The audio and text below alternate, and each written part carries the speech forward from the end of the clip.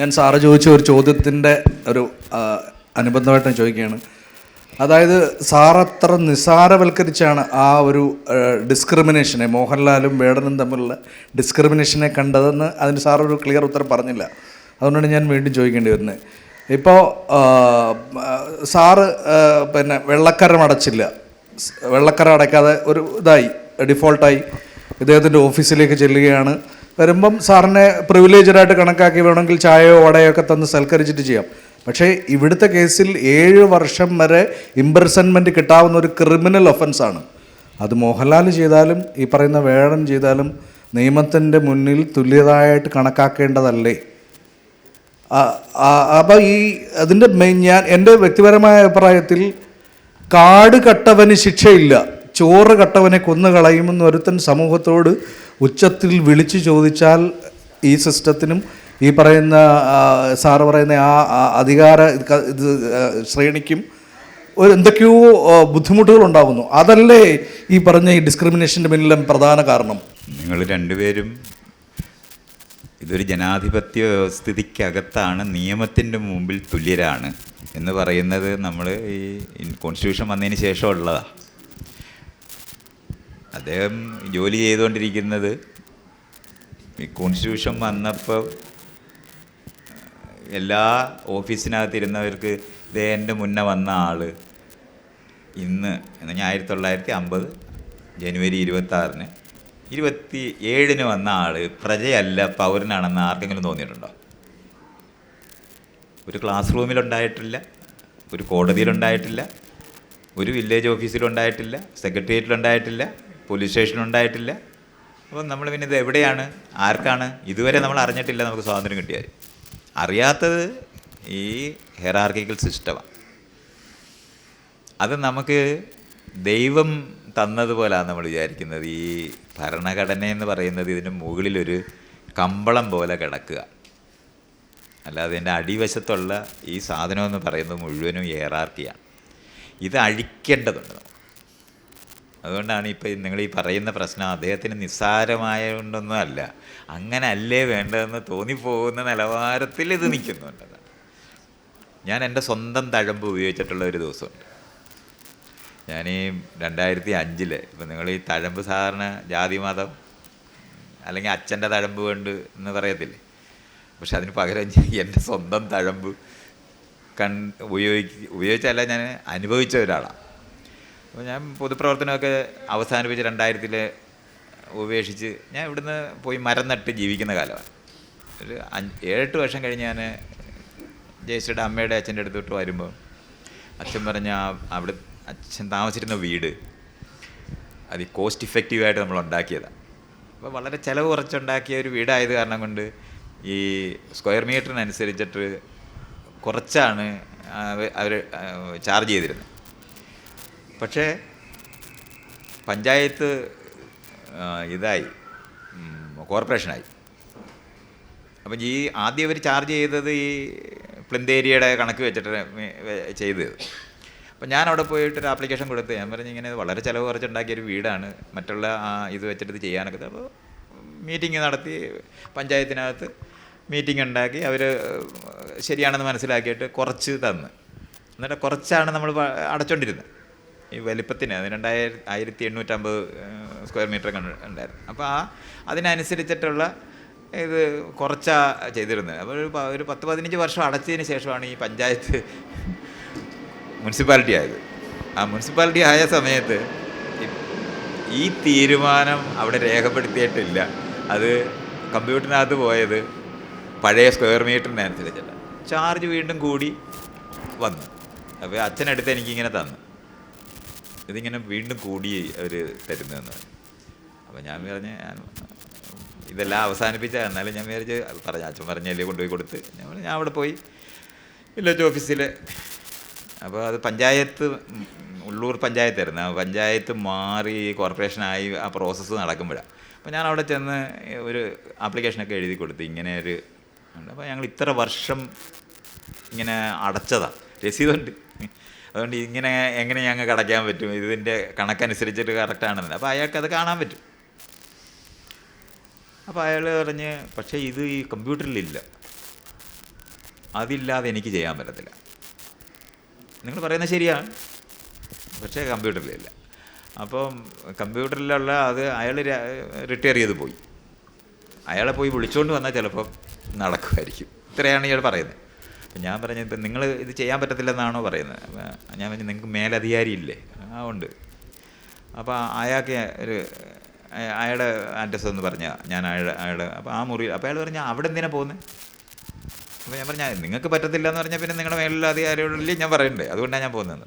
അപ്പോൾ അയാൾ പറഞ്ഞ് അയാൾ എനിക്കാ തരുന്നത്, അവിടെ നിന്ന് ആ കടലാസ് കഷ്ണം ഇയാൾക്ക് തരും, ഇയാൾ പരിശോധിച്ച് വേണം, അപ്പം ഞാൻ തന്നെ ചെയ്യണ്ടേ, അതുകൊണ്ട് നിങ്ങൾ പോയിട്ട് കാര്യമില്ല, ഇത് അയാൾ പറയുന്നത്. ഞാൻ പറഞ്ഞ് എന്തായാലും മേലധികാരി ഉള്ള സ്ഥിതിക്ക് ഞാൻ മേലധികാരിയെ കണ്ടിട്ടേ ഞാൻ പോകുന്നുള്ളൂ, അതുകൊണ്ട് നിങ്ങൾ. അപ്പോൾ അയാൾ പേരൊക്കെ തന്ന് ഞാനൊരു ഇതെഴുതി, എന്നിട്ട് താഴെ ഞാനിങ്ങനെ ഒപ്പിട്ട്. അപ്പോൾ ഇയാളിങ്ങനെ വായിച്ച്, ഈ കത്ത് വായിച്ച്, മൈത്രേയൻ സാറാണ്. അയാൾ ചോദിക്കുകയാണ്, മൈത്രേയൻ സാറാണ്? ഞാൻ പറഞ്ഞു, അല്ല പണ്ട് ഇവിടെ ഇങ്ങനെ ഇത് നേരത്തെ പറയണ്ടേ? ഞാൻ ഒരു മിനിറ്റ് കൊണ്ട് അയാൾ കറക്റ്റ് ചെയ്തിങ്ങനെ തന്നെ. കാരണം ഇതിനകത്ത് വേറെ ഒന്നുമില്ല, ഇത് ശരിയാണെന്ന് അയാൾക്ക് അറിയാം എനിക്ക്, പക്ഷേ സാങ്കേതികമായിട്ട് ഇത് എൻ്റർ ചെയ്തിട്ടില്ല, അയാൾ ചെയ്യത്തില്ല. പക്ഷേ ഇയാൾ തന്നെ ഇത് അന്വേഷിച്ചറിയേണ്ടത്. അപ്പോൾ നിങ്ങളാണെങ്കിൽ ഇത് ഇനി ഇങ്ങനെ വല്ല കാര്യമുണ്ടോ? ഇത് ഇങ്ങനെ അയാൾ പറഞ്ഞുകൊണ്ട് ഇത് ചെയ്തുകൊണ്ടിരിക്കുക. ഞാനിങ്ങനെ ഇരുന്ന് ആലോചിക്കുകയാണ്, സാധാരണ നമ്മൾ ഇന്ന വീട്ടിൽ ജനിച്ചെന്നൊക്കെ പറയണ്ടേ, അതുപോലെ ഞാൻ തന്നെ എൻ്റെ തന്നെ തഴമ്പ് കൊണ്ട് പറയേണ്ടി ഉണ്ടായിപ്പോയ ഒരു സാധനമാണ് ഇതിനെയാണ് നമ്മൾ ഈ സിസ്റ്റം എന്ന് പറയുന്നത്. അപ്പം ഞാൻ ഈ പറഞ്ഞതാണ്, കഴിയുന്ന കാര്യമാണ്, പക്ഷേ നമുക്ക് അപകടം വരാതെ അത് ചെയ്യാൻ പറ്റുമെന്നുണ്ടെങ്കിൽ ചെയ്തു കൊടുക്കാൻ കഴിയുന്ന, പക്ഷേ അത് ചെയ്യില്ല. സിസ്റ്റം എന്ന് പറയുന്നത് ഭരണത്തിന് വേണ്ടി ഉണ്ടാക്കിയിട്ടാണ്, നിയന്ത്രണത്തിന് വേണ്ടി ഉണ്ടാക്കിയതാണ്, അല്ല നമ്മൾ വിചാരിക്കുന്ന പോലെ കാര്യങ്ങൾ നടത്താൻ വേണ്ടിയല്ല. അത് തെറ്റിദ്ധരിക്കരുത്. പഴയ സിസ്റ്റം എന്ന് പറയുന്നത് ഹെറാർക്കിക്കലായ സിസ്റ്റം, കൺട്രോൾ സിസ്റ്റമാണ്. ആളുകളെ നിയന്ത്രിക്കാൻ വേണ്ടി തട്ടായി വിഭജിച്ച് സൂക്ഷിച്ച സമൂഹം. അതിൻ്റെ യുക്തികളും സാധനങ്ങളും നിലനിൽക്കുന്നത് കൊണ്ടാണ് അയാൾ അങ്ങനെ പറഞ്ഞത്. അങ്ങനെ ചെയ്യാതിരിക്കുന്നത് എന്താണ്, പെരുമാറണ്ടേ എന്ന് ചോദിക്കുന്നത്. അപ്പം നമുക്കെല്ലാവർക്കും അറിയാം, നമ്മുടെ ഈ സിസ്റ്റം ഉണ്ടാക്കണമെന്ന്, ഈ സിസ്റ്റം മാറ്റി നിയമത്തിൻ്റെ മുമ്പിൽ തുല്യരാണ് എന്ന് പറയുന്നത് ഉണ്ടാക്കുന്ന പ്രവൃത്തിയിലാണ് നമ്മളെന്നുള്ള കാര്യം നമ്മൾ മറന്നു പോകുന്നത് കൊണ്ടാണ് ഈ പറയുന്ന ഡിസ്കഷൻ വരുന്നത്. അല്ല വേറൊന്നുമില്ല. രണ്ട് ശരിയാണ് ഈ പറയുന്നത്.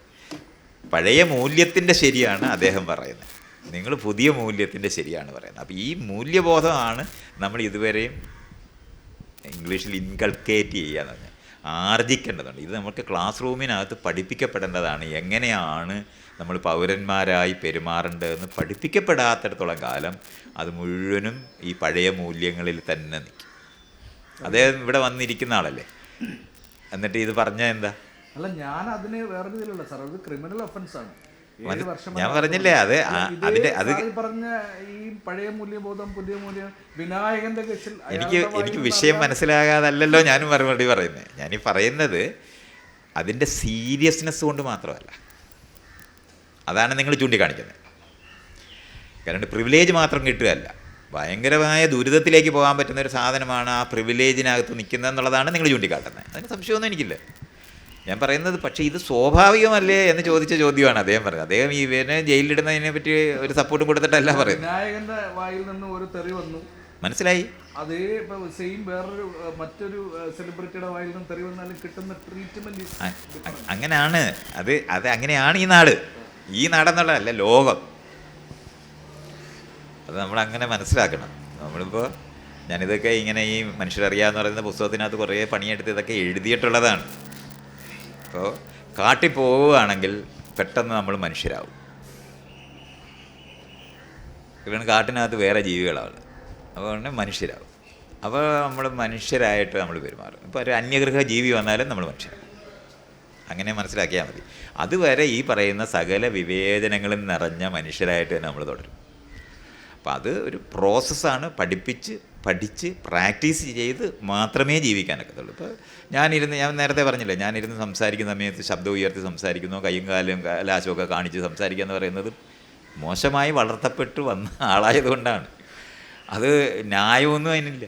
ഞാനതങ്ങനെ ചെയ്യുന്നു എന്നുള്ളതുകൊണ്ട് ന്യായമൊന്നുമല്ല. അപ്പോൾ ആളുകൾ എന്നെ ചീത്തയൊക്കെ പറയുമ്പോൾ എനിക്കറിയാം അത് അർഹിക്കുന്ന ചീത്തയാണെന്നറിയാം. അതുകൊണ്ടാണ് ഞാനത് കേട്ടോണ്ടിരിക്കുന്നത്. ഞാനൊരു അറിവിന് വേണ്ടിയിട്ടുള്ളൊരു ചോദ്യമാണ്. ഞാൻ ഒരു പത്രത്തിൽ വന്ന കഴിഞ്ഞ ദിവസം വന്ന വർത്തമാനം എന്ന് പറഞ്ഞ പേജിൽ മലയാള മനോരമയിൽ ഒന്നൊരു ഇതാണ്, ലൈവ് ഹ്യൂമൻ ലൈബ്രറിക്ക് കൊച്ചിയിൽ തുടക്കം. 80-ലേറെ രാജ്യങ്ങളിൽ പ്രവർത്തിക്കുന്ന ലൈവ് ഹ്യൂമൻ ലൈബ്രറിയുടെ കേരള പതിപ്പ് കൊച്ചിയിൽ ചിന്തകൻ മൈത്രേയൻ ഉദ്ഘാടനം ചെയ്തു.